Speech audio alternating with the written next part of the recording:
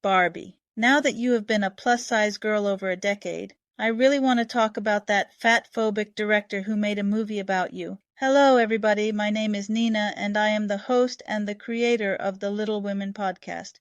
And I really, really hate Greta Gerwig, especially her fatphobic comments. And today we will take a look.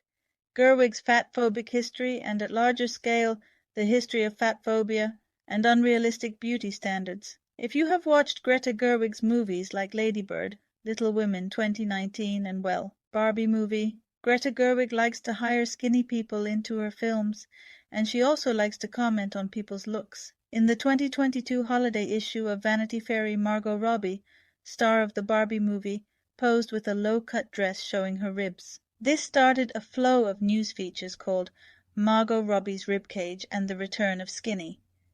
Here is a quote from Standard. Almost immediately, the comments were alight with censure. She's gorgeous, but I don't think this is a responsible body image photo, sucking in stomach, pronounced ribs showing, as a media publication to put forth to the world for millions of impressionable girls, and boys, out there to see as an unrealistic standard of beauty, wrote one commenter. 355 likes. So over the skin and bones look, agreed another. Barbie herself is not new to the heated body image discussion. The doll was created in the 1950s as a toy for girls so they could imagine what all they could do when they grow up. Before Barbie, all dolls made for children looked like babies and toddlers. The first Barbie was sold as a supermodel who had an amazing wardrobe. And here is what a lot of people don't know. Barbie's look was based on the Hollywood beauty standards of the time. Women like Marilyn Monroe and Sophia Loren, actresses who had high waist and curves. In 2014, Mattel introduced a line of Barbies with several different body types. Why did it take so long, some people ask. The head of Barbie department, Evelyn Mazzocco, said that the old Barbies were molded to the same body mold, because then all these different Barbie characters, Midge, Teresa, and Christy Etxetera, could all wear same clothes, which made the making of clothes a lot cheaper. For myself as a 90s child, this also made the doll more playable because you could swap the clothes just like that. In the 90s, the fashion and the movie industry was really focused on very narrow, skinny look. I don't know if Mattel back then would have had the resources to make different looking Barbies, or would there have been a market for them because the look of that ideal woman was so limited, which is really sad. But that playability itself, even though it was great, it was a double-edged sword, because that one body mold created so many heated discussions. Curvy Barbie was a nice boost to Barbie doll sales, but in general, the consumption of toys has steadily increased within last years, because kids don't play that much with toys, they play with their phones. I loved Barbies as a child, but I would love to have curvy Barbies and short Barbies, but what can you do? But this glamorizing of skinniness and participating into these unrealistic beauty standards is quite disturbing. And now let's talk about Gerwig's fatphobic comments. Did you know that there is an open secret about Louisa May Alcott, and it has been going on for about good 150 plus years? Yes, Louisa May Alcott was a huge fan of dad bods. Dad bods made her go wild. I got you there, didn't I? In all seriousness, there is a huge amount of Little Women critics, who are all fatphobic, may they admit it or not. This episode got started when I received this comment about one of my earlier videos. This is less a question than an observation. A huge part of what's disappointing about a lot of these adaptations, including the Gerwig one, is that it's 2020 now and nobody doesn't want to talk about the fact that a huge part of the bear hate stems from fatphobia, and honestly that brilliant, goofy, nerdy people don't make romantic leads, and I'm pretty sure Louisa May Alcott would agree. I always imagine someone with maybe Sean Astin's body type playing the part. The next thing that I'm going to say, it's legitimate.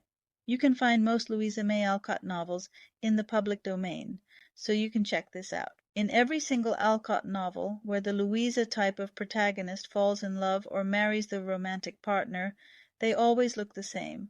They all have the same body type. They're all tall and heavily built. One of Friedrich's models was the German poet Goethe, and if you look at pictures of Goethe, He's this middle-aged man with broad shoulders and very tall and heavily built, and all Louisa May Alcott's romantic heroes look like that. Some of them have beards and some of them don't, and surprisingly many of them speak with German accents. John Sucre was a German soldier that Louisa nursed in the war. He was tall and a bit stout with a brown beard. Louisa wrote in her diary that she found him handsome, and Adam in Moods and David in Work look like that as well. The female protagonist is always fixated on their looks at their, quote, manliness. This is Jo's exact quote on Friedrich when she first meets him. What is to be noticed is that this is the first time in the novel when Jo feels physically attracted to a man, and Jo and Laurie were friends. But Jo was never attracted to him also in the book when Jo left for New York. She went there because she felt uncomfortable about the way Laurie was harassing her. So she has no obligations to feel guilty about, well, experiencing her sexual awakening with this, in her eyes, a very sexy and handsome German man. And maybe we should remind to the critics that what is sexy and handsome to Jo is not sexy and handsome to everyone. The first time Jo sees Friedrich in the novel is when Friedrich is helping a little servant girl to carry a heavy hold of coal. Let's think about Little Women 2019. Friedrich is staring at Jo, who doesn't pay any attention to him. The girls who Jo is supposed to be looking after play around her, and I don't know. Have you noticed this? Saoirse Ronan's Jo doesn't seem to like children at all. So there isn't any kind of connection between Jo and Friedrich. In the book when Jo is in New York, her entire time in New York is building the connection between her and Friedrich. Greta Gerwig erases these scenes. Quote, Mrs. K. told me he was from Berlin, very learned and good, but poor as a church mouse, and gives lessons to support himself and two little orphan nephews whom he is educating here according to the wishes of his sister, who married an American. Not a very romantic story, but it interested me, and I was glad to hear that Mrs. K. lends him her parlor for some of his scholars. There is a glass door between it and the nursery, and I mean to peep at him, and then I'll tell you how he looks. He's almost 40, so it's no harm, Marmee. End quote. I was thanking my stars that I'd learned to make nice buttonholes when the parlor door opened and shut, and someone began to hum Kennst du das Land like a big bumblebee. It was dreadfully improper, I know, but I couldn't resist the temptation, and lifting one end of the curtain before the glass door, I peeped in. Professor Bear was there, and while he arranged his books, I took a good look at him. A regular German, rather stout, with brown hair tumbled all over his head, a bushy beard, good nose, the kindest eyes I ever saw, and a splendid big voice that does one's ears good after our sharp or slipshod American gabble. His clothes were rusty, his hands were large, and he hadn't a handsome feature in his face except his beautiful teeth. Yet I liked him, for he had a fine head, his linen was very nice, and he looked like a gentleman, though 2 buttons were off his coat and there was a patch on one shoe. He looked sober despite his humming, till he went to the window to turn the hyacinth bulbs toward the sun and stroke the cat, who received him like an old friend. In the 2019 film,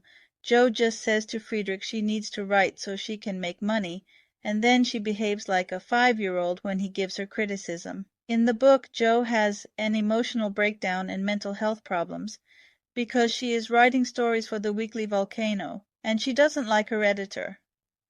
Gerwig makes the editor a hero who helps Jo to publish her book, and she makes Friedrich a bully. This is what Greta Gerwig said in an interview to Film Comment. Alcott was forced to marry Jo, and she married him to a stout, fat man who spoke with a horrendous German accent, gave her scratchy feedback, and forced her to start a school. Louisa May Alcott was not forced to marry Jo, which we can see in the letters between Louisa and her letters Thomas Niles. On the contrary, he has given her pretty much free hands when it comes to the novel. Second, Louisa May Alcott had a crush on her father's best friend, philosopher Walter Emerson, who was 22 years older than Louisa. As a teenager, Louisa May Alcott fell in love with philosopher Henry David Thoreau, and this affection for Henry seems to have lasted her entire life. In her diaries, Louisa writes about her dreams of getting married to Henry, starting a family with him, and starting a school with him.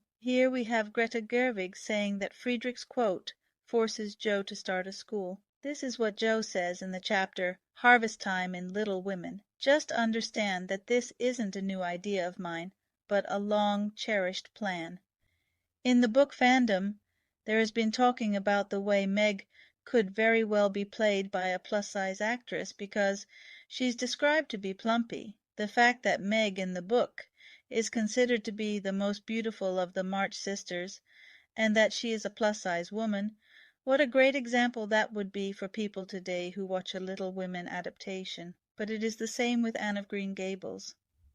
Hollywood has not made a version where Meg or Diana Barry have been played by plus-size actresses. Let's face it, most people don't know that Meg is described this way in the original material. Another thing about Jo is that she has tanned skin because she likes to spend time outside.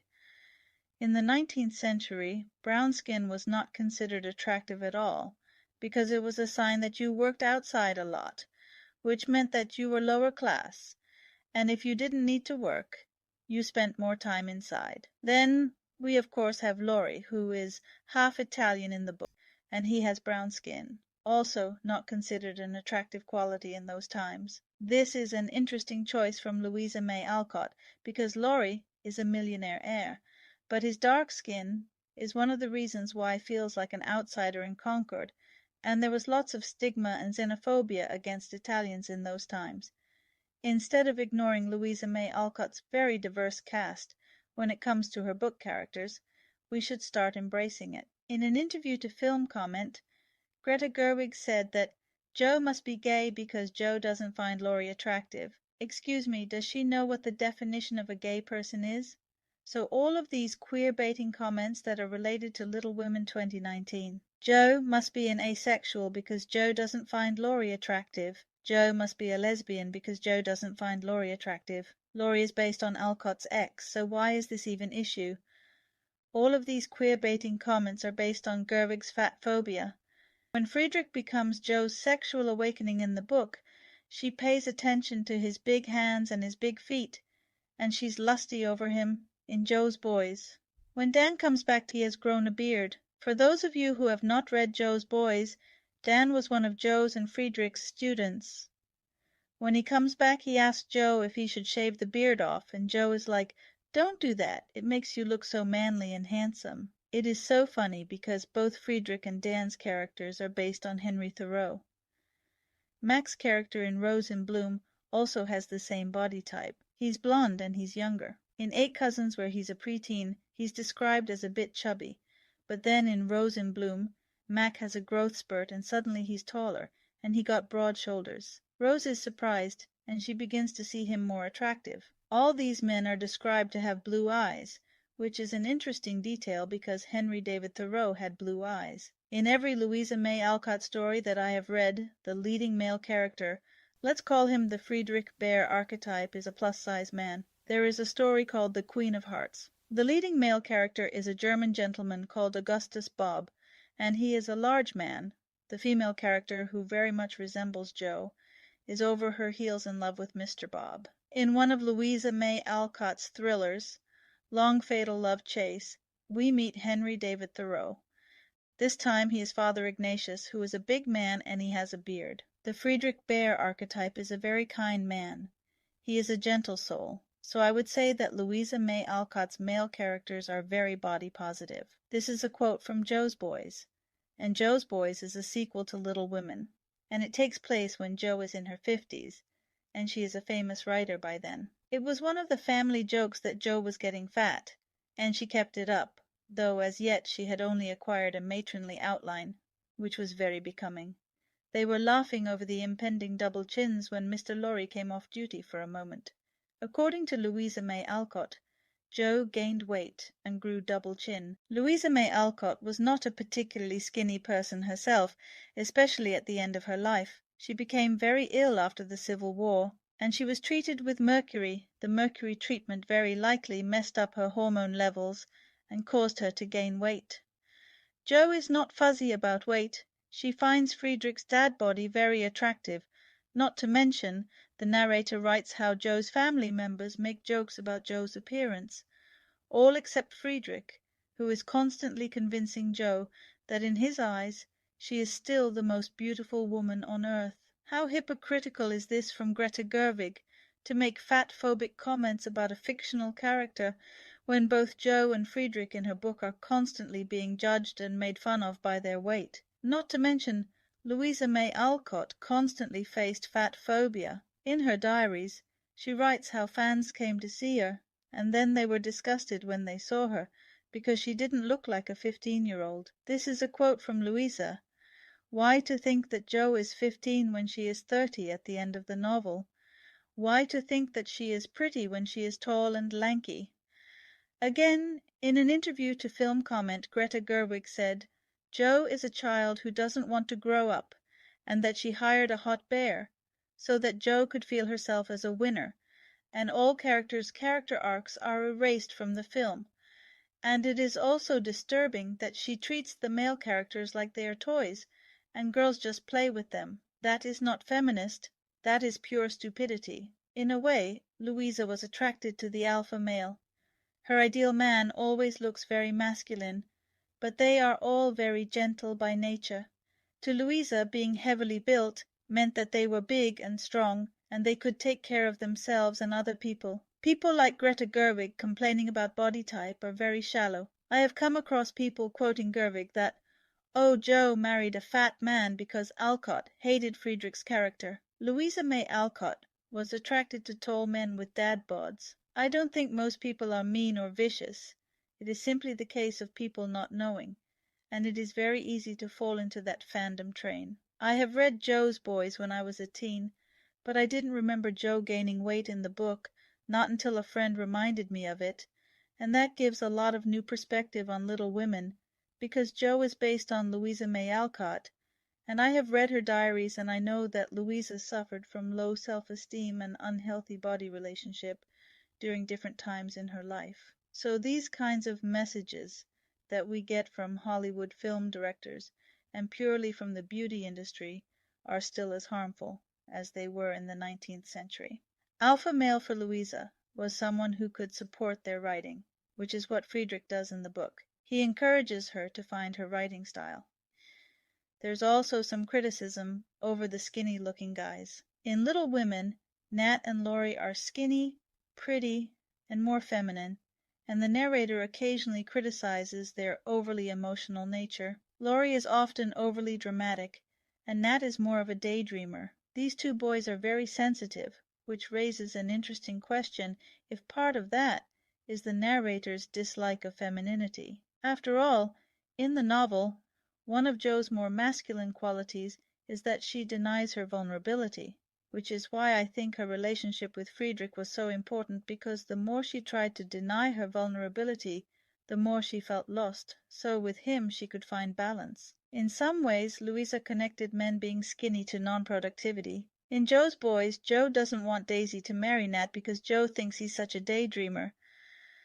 Then he travels to Germany to study music for a few years, and when he comes back to Concord he's more heavily built. It's really funny because Meg and Jo are like, "Wow, he looks much better now." I don't personally share Louisa's views on all skinny guys not being productive, but maybe it's based on Alcott's own experiences, since Julian Hawthorne and Laddie Wisniewski, who were real-life Lauries, were pretty and skinny, but they weren't always very productive and didn't live up to Louisa's standards.